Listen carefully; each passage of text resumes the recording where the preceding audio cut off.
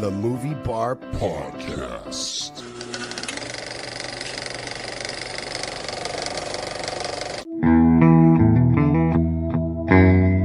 Now it's time for the feature presentation. Enjoy the show. Hello and welcome to the feature presentation podcast presented by the Movie Bar, the movie podcast exploring the timeless classics that have stood the test of times and those that haven't. Let's start the show. I am your host, John, and I'm here and joined by my former best friend. Love you. I'm Justin. Oh, this week we're discussing, it's a movie, The Butterfly Effect, which is celebrating its 20th anniversary. Yeah. Well, first off, how you doing this week? Besides being an asshole. Well, that means I'm doing great. Must Cold be as feeling balls. better. Cold Yeah, as balls. We've had a 60-degree day on Saturday, snow squalls yesterday, cold as hell today, and snowstorm tonight. So, How cold was it today? in the 30s. Oh, we got the 20s. That was last night. Locked. But literally Hey. snow squalls for like an hour and a half. We got snow. Not a lot. Just a little bit. Yeah. It flurried. Lots of flooding because we had a snowstorm and another rainstorm last week. So all that is, my sump pump's been going off the chain the last 2 weeks. Fun.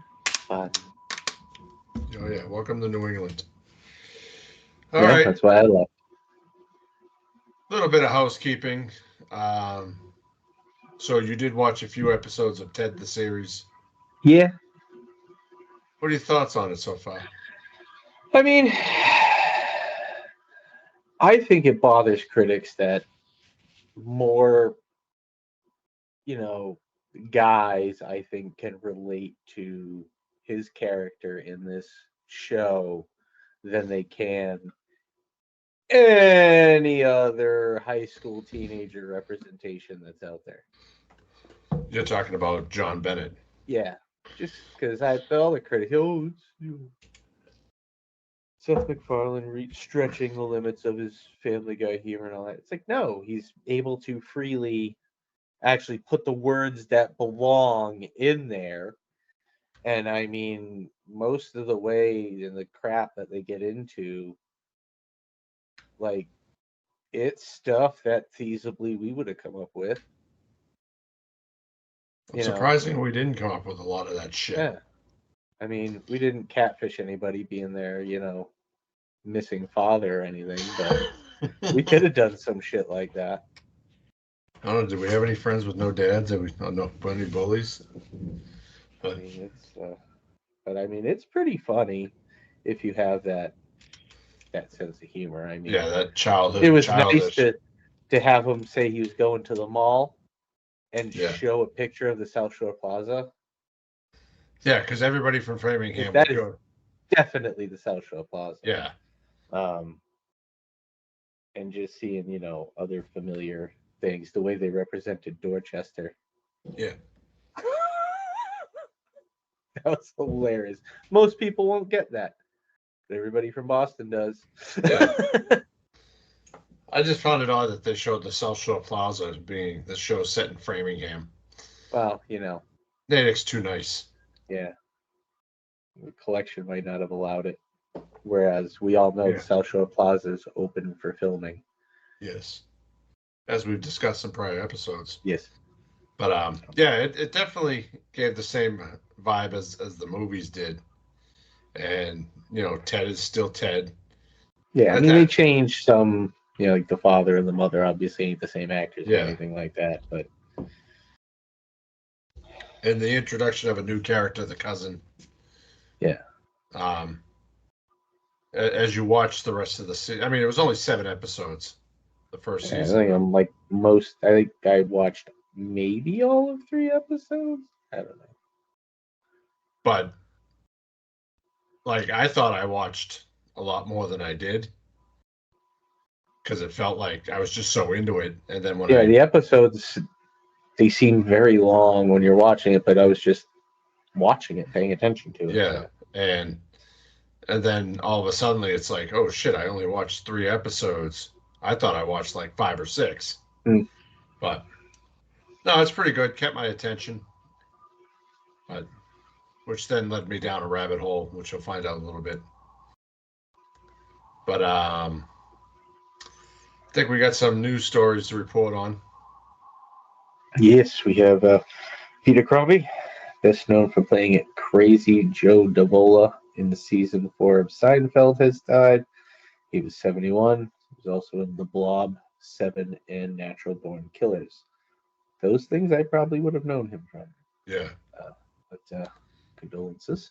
And actress Tissa Farrow passed away at the age of 72. She's known for Homer, Only God Knows, Strange Shadows in an Empty Room, The Initiation of Sarah, Fingers, Search and Destroy, and The Last Hunter, and also grown-up star Alec Musser died at 50. He was when they're at the water park and the girls are oiling that guy with all the muscles. He's like, hey, ladies, hey. You ever been with somebody from, That was him. But condolences to all their family, friends, and fans. Yes.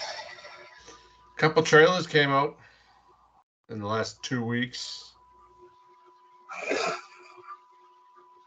And I watched 5 minutes ago. Yeah. I don't have time for trailers, goddammit. You can see, now that I've watched them, I can tell you why I didn't watch them. Because I knew how I would react to them.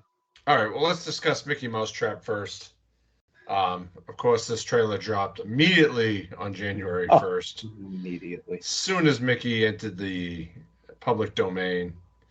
I mean, the trailer doesn't leave it up for any debate. They put the big old Steamboat Willie poster right up front center. They play the cartoon.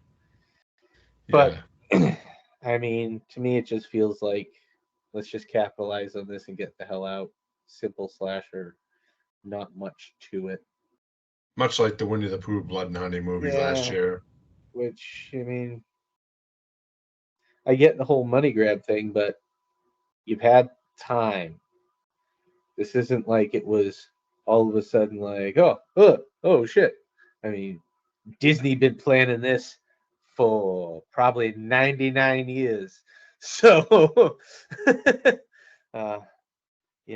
it just feels like maybe they should have put a little bit more effort into it. I don't know. But I guess, budgets are budgets, but yeah. Typical campy horror movie. Bunch of teenagers saying tropes and all that shit. Mm-hmm. But it's getting a theatrical release on March 24th of this year, so I might go check it out.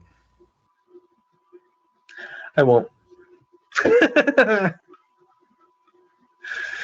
If you're lucky, I'll watch it if we cover it.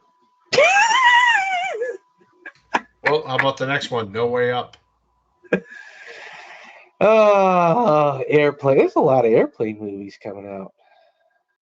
Yeah. So this one, we got some people on a flight, and they suck some birds into the engine, and airplane goes down, and somehow magically they're trapped way down on the ocean floor in an airplane.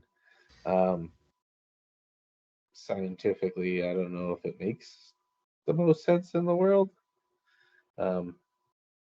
As someone who just watched the trailer, it doesn't really seem to interest me at all.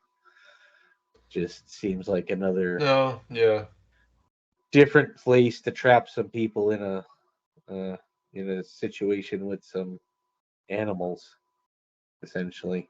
At least they're not, 30,000 feet in the air with snakes. Yeah, but I mean, again, it's just kind of, I don't know, rehashing old things. Yeah. Get some original ideas out there. I thought it was going to be like another Sharknado movie. Oh my god, it's not something crappy like that. So, Lord. and lastly, Abigail, a little killer ballerina. Vampire ballerina. Yeah, vampire ballerina. I stand corrected. What would you call that? A vampalina? Yeah, something like that. Balapaya?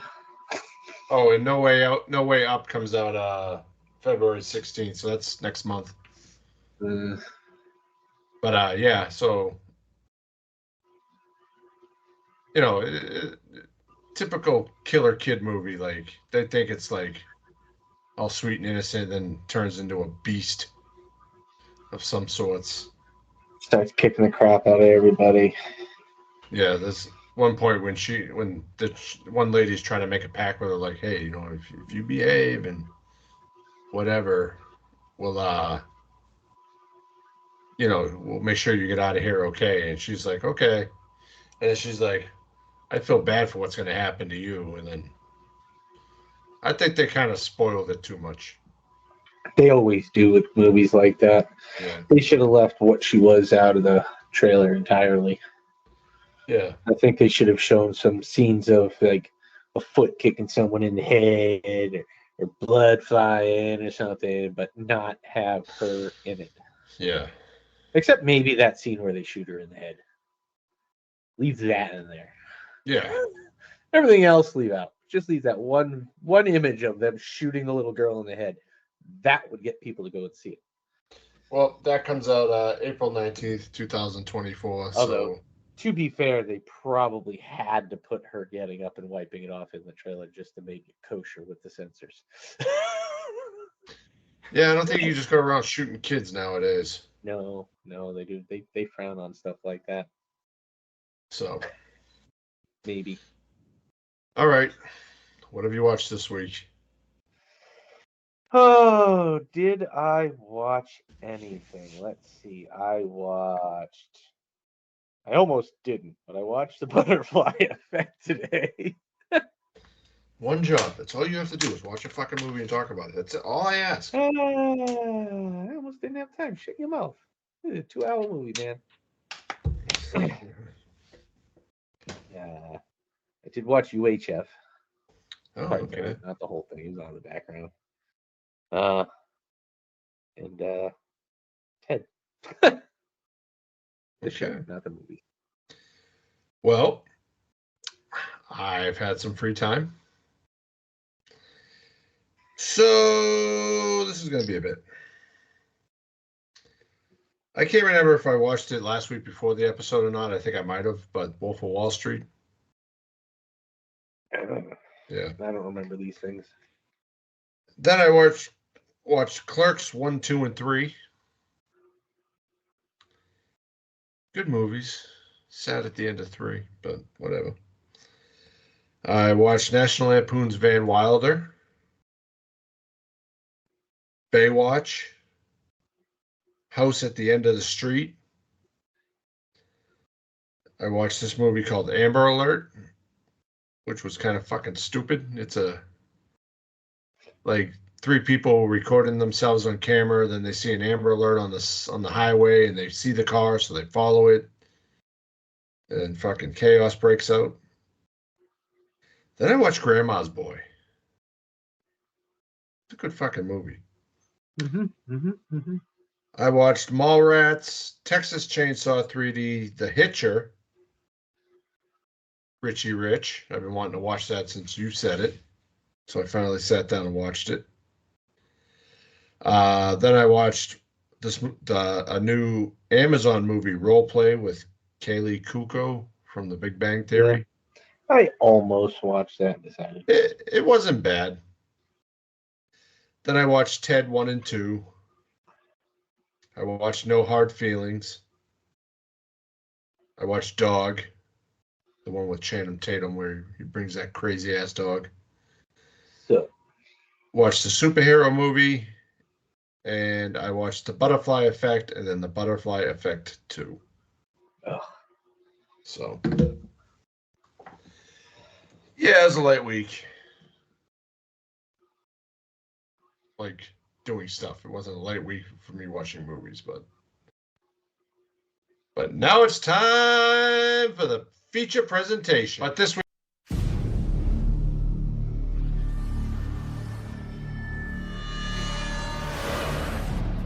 Remember when we were kids and I used to have those blackouts? Well, some of those memories have been coming back to me. There are moments in life we choose to remember. Do you think that we'll be together forever? And some memories we can never forget. All I know is that by reading these journals, I might be able to get Kaylee back. I'd think twice about what you're doing. You could wake up a lot more messed up than you are now. I haven't seen results like this before. But what if you could go back in time? You are completely relaxed. Think of it like a movie. You can pause, rewind, or slow down. Could you save the one person that mattered the most? Honey, are you all right? You. Incredible. I lost you once, and I'm not losing you again. Evan, you never lost me. What are you talking about? You got a nice life. You stay away from us. It's been a while since I could. What about Kaylee? Is she all right? If I go back to the beginning, I might be able to save her. Just tell me if you see anything weird. Weirder than this.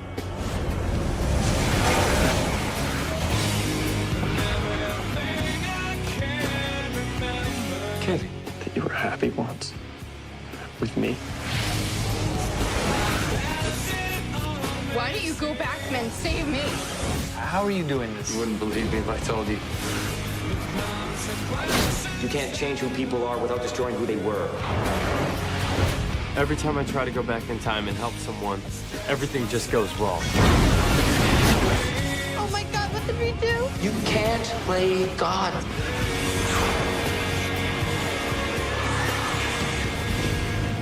The Butterfly Effect.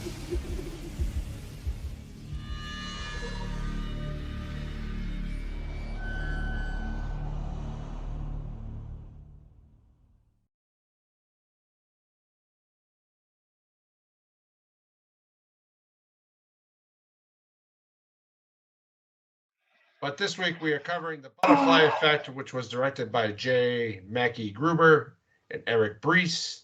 Had a box office of $96.8 million US. Has two sequels, The Butterfly Effect 2 and The Butterfly Effect 3 Revelations. It was originally released on January 23rd, 2004. It is rated R and has a runtime of 2 hours. Currently streaming nowhere, but is available for purchase on all streaming sites. A cast of characters. We have Ashton Kutcher as Evan, John Patrick Amadori as Evan at 13, Logan Lerman as Evan at 7, Melora Walters as Andrea, Amy Smart as Kaylee, Irene Gorovia as Kaylee at 13, and Sarah Widows as Kaylee at 7, Eldon Henson as Lenny, Kevin G. Schmidt as Lenny at 13, Jake Case as Lenny at 7, William Lee Scott as Tommy, Jesse James as Tommy at 13, Cameron Bright as Tommy at 7, Eric Stoltz as Mr. Miller, Caleb Keith Rennie as Jason, Lorena Gale as Mrs. Boswell, Nathaniel Devereaux as Dr. Redfield, Ethan Suplee as Thumper, and Kevin Durand as Carlos. It's quite the cast list there. Yeah. I was expecting more from it with that cast list. It just was. It was just too easy to figure out. I thought it was pretty good. Had you never seen it before? No. The first time I watched it. I'm surprised. I thought you would have liked that kind of movie. But first off, let's talk Ashton Kutcher. So this is 2004. So would that be post that 70s show or? Yeah. Oh yeah. No. Yeah. No. He didn't do this kind of thing before that 70s show. Well, yeah, but I'm trying to figure out if it was like during that 70s show, or if it was after 2004. I think it was kind of during. Yeah, I think towards the later, because obviously he's way older, and That was still running after we graduated high school. yeah. So this is definitely different than the character of Michael Kelso. Yeah. Very serious role. Like, yeah, I knew he was cast because, he was one of the hottest things in Hollywood at that time. They all were at that point from that 70s show. But like that first scene when he goes to his friend's house and meets their dad and films after the whole hospital scene. Yeah, when you get that first introduction on where he's running around crazy. Mm-hmm. But like that just kind of sets the tone for this movie. Like the first thing from his childhood that he talks about is the fucking secret movie with Kaylee and Tommy's father, which fucking creepo. Yeah, I saw Eric Stoltz was in it. I didn't know that Eric Stoltz was going to wind up being a pedo. Yeah. But yeah, I mean that's a rough way to start a movie. So I mean, I was open-minded. I was hopeful at that point. Obviously, thought it was going to be a rougher movie than it was. Yeah. I think that kind of set the bar a little bit high for its, kind of its tone. Kind of set it a little, to set the bar too high, and it didn't quite hold out the whole way. But I mean, it catches your attention. Yeah, it definitely shows why Tommy acts the way he does, and why that first timeline they turn out the way they do. It's not a movie you want to watch on your phone in public, that's for sure.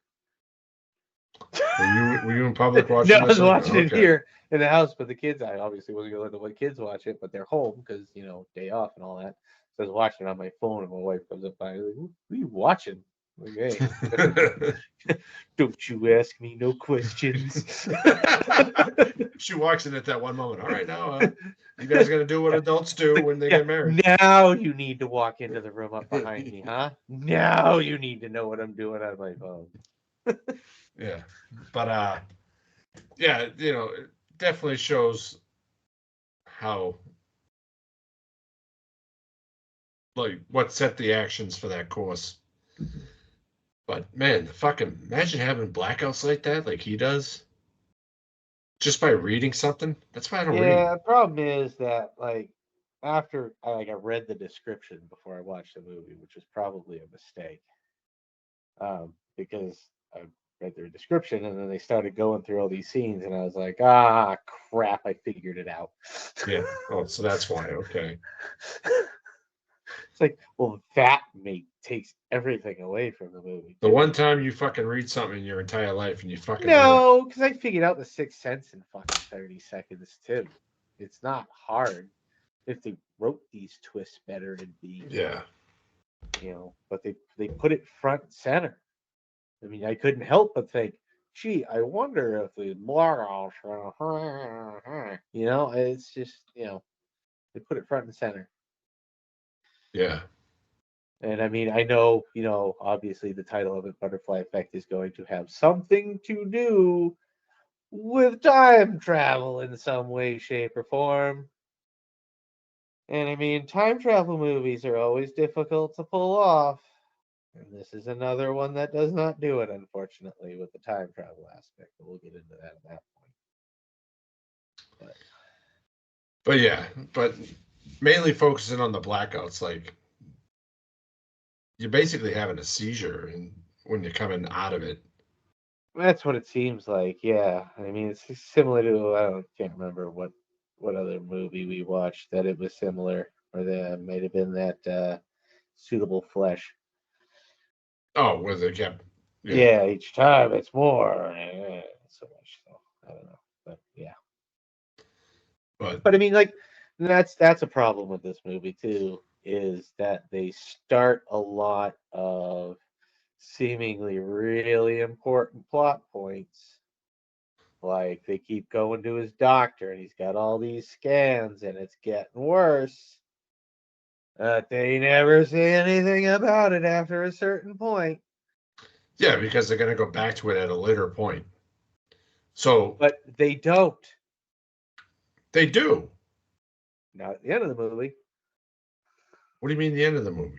The end of the movie, it's just his brain's getting worse. It's still getting worse, and he's talking about how he packed 40 years of memory, blah blah blah blah blah blah blah. And after that, boom, that was it. No, that wasn't it. Yeah. What more do they say about it? They don't specifically go back to what his condition is. They go. No, I know, but keep going. But, you know, he finds the only way to solve all these problems because every time he goes back, something either bad happens. But but his brain is still fucked up, and they don't deal with it. He can go back Okay. and fix it again, but every time he does that, his brain fixes all the memories, and the brain on the body that he's living in at the time is fucked up. Yes. Okay. But All they right. I get what do you're saying not now. deal with it. They do not conclude that. He just thinks he fixes it by getting rid of her, Yeah. and it's nope, I'm good. Maybe that did fix it. Maybe, and he doesn't need to go back to these journals. But that wasn't what was causing the brain thing. It was the coming out of the time travel and changing all those memories. Yeah. Those memories are all still now changed. That drives me nuts Yeah. when they have big plot points like that. And with his father, he tells him, "Oh, it's gonna end when you kill your mother." And like he gets to the point where she's almost dead, but then he does it again. Yeah. She should be dead, according to his father. But I fixed it. I can fix everything. That just getting rid of the girl wouldn't fix everything, because then your mom's gonna think you're a lonely little boy. No, but I'm not gonna get into it. But I mean, there were too many of those little loose ends that I didn't like that got started and not finished. Yeah. Okay. Yeah, I agree with you there. But like when they're first showing like the secret video, the secret movie, Uh-huh. the putting the explosion in the mailbox, Yeah. the dog, Mhm. like obviously all these events affects him and the heavyset kid and Kaylee and Tommy as well. Yeah. But you don't see it until he goes back because you're basically watching this through his point of view. Yeah. And he doesn't remember or whatever.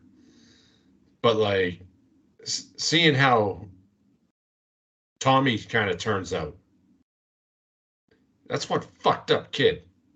Uh-huh. And this is before, He starts fucking with it. yeah, Uh-huh. like, Uh-huh. you know, hey, let's put this fucking dynamite stick in fucking somebody's mailbox. And then- someone starts walking towards it. Yeah. And then, you know, as you learn later on, it's like, okay, so now Evan's gone back and he has to change the scenario because obviously that's what sparked the fucking kid, Lenny. That's what sparked Lenny's fucking meltdown into fucking model planes. So when he goes to fix that, Tommy ends up saving the lady and the baby from the diner, which you don't see at the beginning. You know what I'm having a big problem with right now? What? In my mind, because I watched both of them this week, I can picture Lenny and the bully from Ted as the same fucking kid. Like every time you mention Lenny, I can picture the bully kid sitting in that room with all those fucking model airplanes, and I feel like it's the same person. Yeah. But you can continue now. Yeah, but and then Evan, of course, gets his arms blown off. In one of them, yeah. And then that changes the whole history between him and Kaylee because she ends up dating Lenny. Mm-hmm. And Tommy's a fucking born again. Christian, because he thinks he saved all the people. And yeah. But if you notice, like each time that something happens, one of them gives up something that changes the other one's history. Mm-hmm. So that, Evan loses his arms, but Tommy's a better person. So then you go to the burning dog. All he's saying is cut the rope. Lenny don't give a fuck. Lenny's getting his. You're going to these out of order. Yeah. Sorry. Doesn't matter. It's losing me, though. Oh, okay. So. But yeah, with the cut the rope one, I mean, my issue with this part of the story is when he does see Lenny in the bed there, and then he says, "This should be you. You knew something big was gonna happen." Yeah. He didn't tell you to stab Tommy. He had no idea that you were gonna decide to kill somebody. Yeah. It should not be him in that bed. He gave you that to save the dog. Yeah. And the dog was still in the sack, when upon initial, and then, they changed it by him, whatever. But you can't twist that to make it, you should be the one in this bed right now. No, motherfucker. You fucking killed him. Sorry. Well, I mean, that's my rant on that one. When you're walking up to that scenario, you see smoke, you don't know what the fuck is going on, and the guy you're just walking with comes up to you and goes, "Okay, we need something sharp. Here, cut the rope." I'd be like, the fuck? Like, is that code for something? No, because obviously they know Tommy's a fucking psychopath at this point. Yeah, but because what we didn't talk about was when they were at the movie theaters. Now, Lenny wasn't there, but Evan and Kaylee, they share a kiss, and Tommy starts beelining it to him, going, "What are you doing?" And some kid's like, "Buying popcorn," and trips him. And then he beats the snot out of him with the line separator. Yeah. I mean, Tommy's fucked. Yeah. But, I mean, that'll happen when... So, like, the original plot line, like the original timeline, Tommy's threatening Evan after Kaylee kills herself after he visits her. Mm-hmm.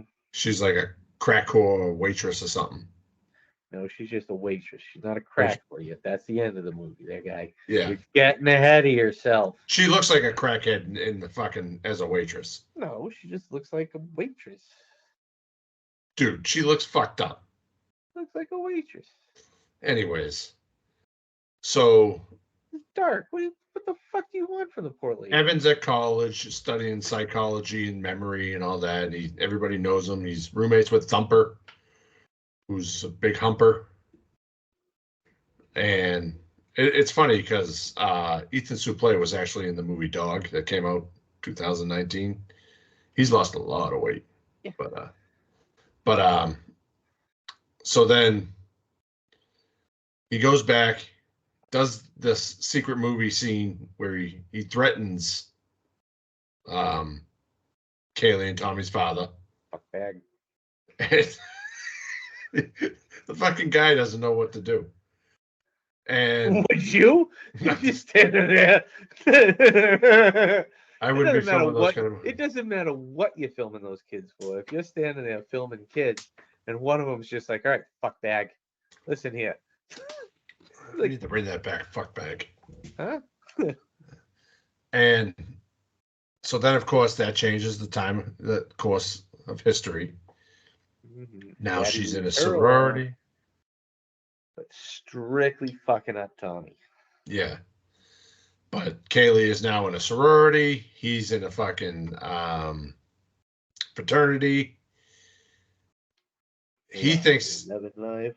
that, yep, he's the president of the fraternity, whatever. And then find out Tommy's come out of jail or juvie, wherever the fuck it is he came from. Beat the shit out of his car. And Evan fucks him up and Kills ends up in jail where we Kills meet him. Carlos, the Asian looking dude. Does that dude not look fucking Asian in that movie? Yes. I was like, no, that's not him. He was in movies. He was in Walking Tall, and Did you not notice he was in a trailer I just watched? no, I didn't. Which one? Abigail. Oh, was he? Oh, Yeah. I didn't even notice. He shows up in everything. Yeah, he's one of those background actors. No, he's just a character actor. Always a supporting actor. He always plays good characters. He was the Blob. So then, Wolverine. like, let's talk about prison. That's I think that's how prison usually is. I wouldn't know. Never been there. Neither have I. I Don't do really know wanna that go if they it do is. not house the smartest people. No. But, when he gets his books from his mother and gets jumped by the Aryan neo-Nazi Nation. Yeah. He's got to get his books back, and there's only one way he knows how to do it. Sometimes you just got to take the dick in jail. Well, thankfully, it doesn't come to that. He does stab them both in the groin, and Carlos helps him. I can't say I agree with his methods, but I do not think they did not deserve it either. Let's put you in that scenario, see if you don't think they deserve it. I said I did not think that they did not deserve it. Oh, okay. I do believe they deserve it. I do not agree with his methods. He probably really shouldn't do that to people. That's a bit much, but could have just stabbed him in the throat. Just saying. So this is where my mind gets a little twisted. So he goes back.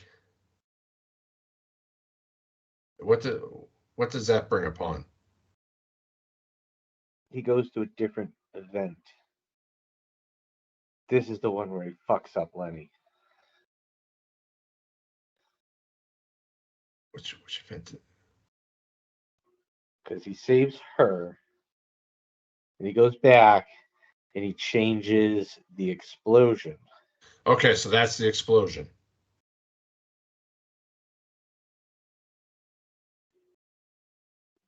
Is that where we find out about the explosion? I should have written down while I was watching it, but anyways. Yeah. So what did he do that caused Kaylee to become a prostitute? That was towards the end. Mm-hmm.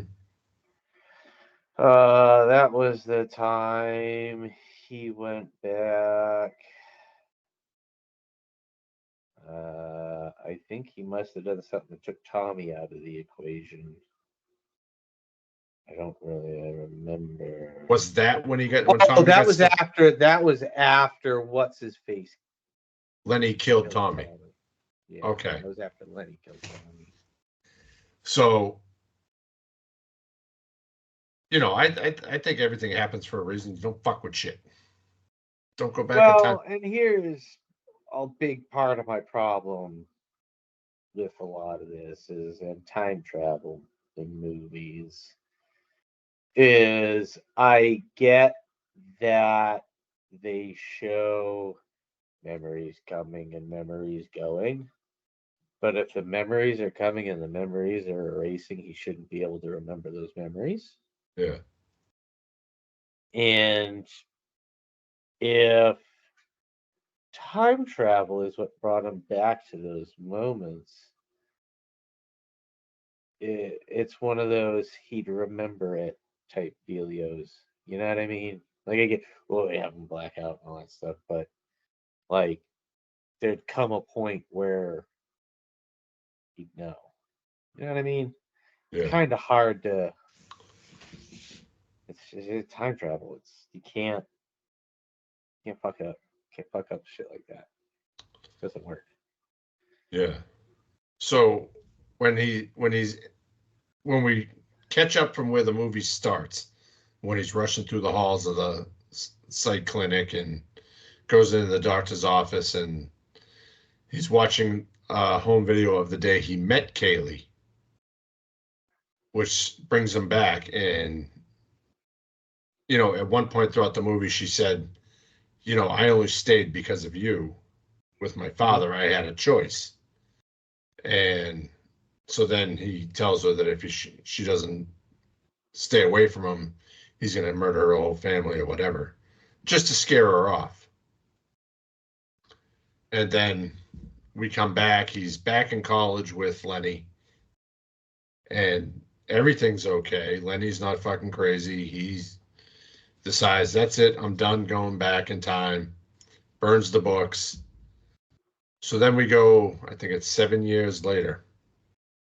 He's walking down the street. So they actually filmed 4 different endings for this movie.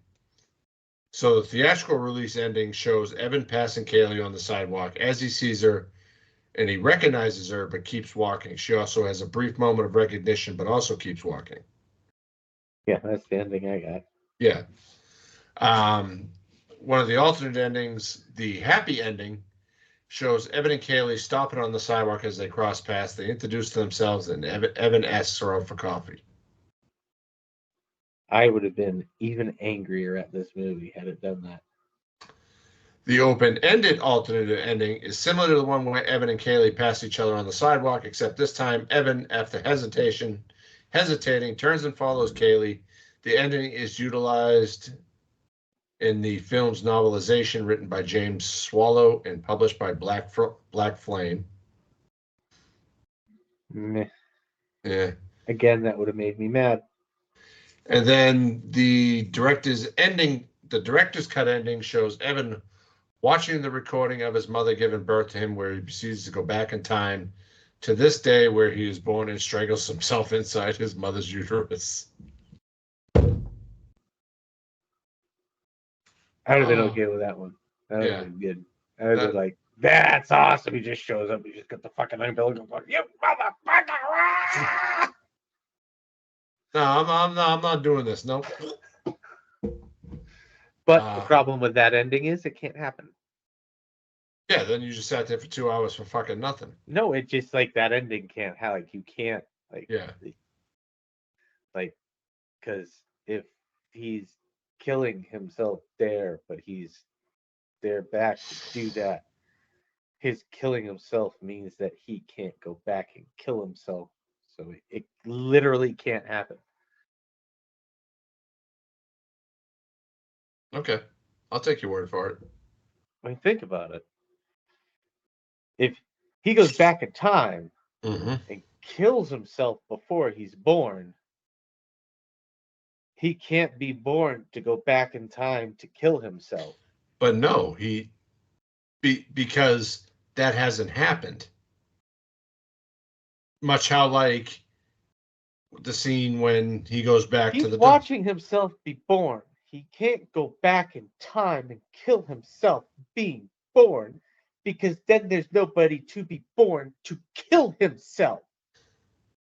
But if there's film of him being born, that means he was born. So that means he's trying to go back to stop all this. But if he kills himself, then there would be no tape, and there would be no fucking Evan, and there would be no fucking movie. That's how time travel works. Oh, okay. Well, we're not fucking time travel experts here. You don't have If we were, we wouldn't be doing this fucking podcast. We'd be fucking rich somewhere. That's why time travel is impossible. Well, they did it right in Back to the Future. No. Oh no, I'm not. Nope, not even. Nope. I don't even want to open that can of worms. No. I know there's a flaw. I know, but we're not talking about Back to the Future. We're talking about the butterfly effect. Yeah. Oh, even worse interpretation of time travel. Well, even though Justin didn't like it, some people did, and it spawned 2 sequels. The Butterfly Effect 2 was released on DVD October 10th, 2006. It was directed by John R. Leonetti, and apparently largely it was nigh unwatchable. So I don't want to hear it.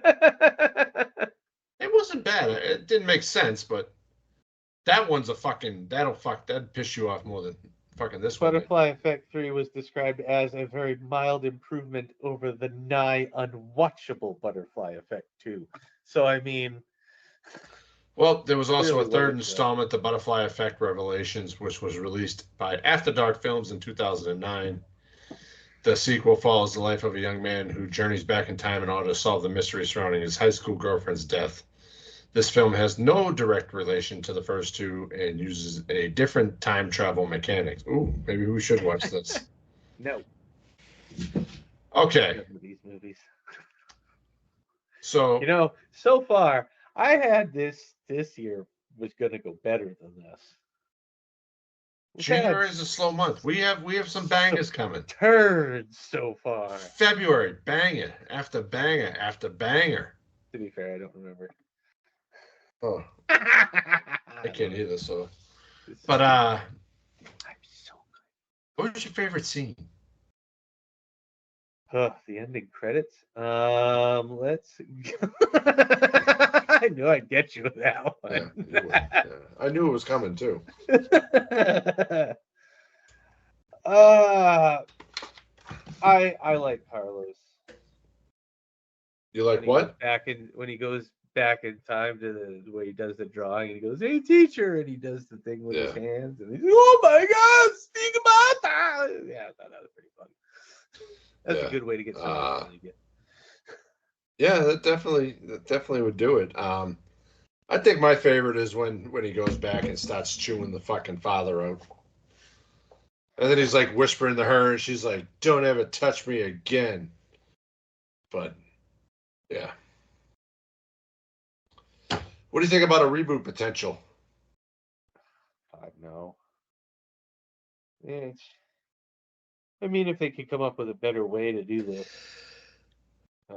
time travel and not, kind of give away the whole twist in the beginning. Yeah. Kind of nice.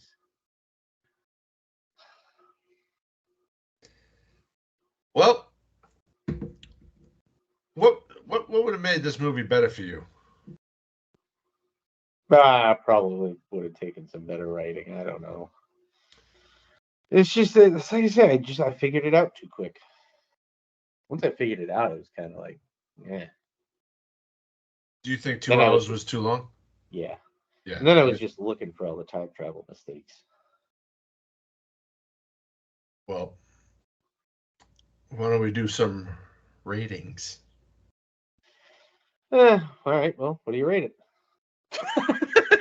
I give it a 3. Yeah, you're generous. I'll give it a 2. 2. That'd be nice. A 2, yeah. IMDb gave it 7.6 out of 10. 34% for Rotten Tomatoes. Go Rotten Tomatoes. I don't know about Letterboxd because that's not filled in. But next week we will be covering. Hold on, Letterboxd is 3.4. That's a little high. 3.4 out of 5. Next week we will be covering the anniversary of Along Came Polly, starring Ben Stiller, Jennifer Aniston. Which is the 20th anniversary of that movie too. Good news is I've seen that one before, so I know it's not a complete steaming pile of crap. I mean, come on. Look at February. The Burbs, Blank Check, Bill and Ted's Excellent Adventure, 50 First Dates, And then we got Police Academy, Spinal Tap, Children of the Corn, The Ref. We got some bangers coming up. We'll redeem ourselves. There you go. There's our schedule for the next fucking month and a half. Woo! Well, that's a wrap, folks. Thanks for joining us today. That's weird. Before we go, find us on iTunes, Spotify, Amazon Podcasts, and most places you listen to your podcast. And don't forget to follow us on social media. Stay up to date on future episodes and join the conversation. You can find us on Twitter/X at the Movie Bar Pod, and on Instagram at Movie Bar Podcast, and on YouTube and TikTok at the Movie Bar Pod, and at the Movie Bar Podcast on Facebook. Tag us, share your favorite movie moments, and suggest films you'd love for us to cover next. Have a film suggestion? Or just want to say hello? Drop us an email at themoviebar@outlook.com. Until next time, keep the popcorn popping and the reels rolling, and we'll catch you next week on the feature presentation presented by the Movie Bar.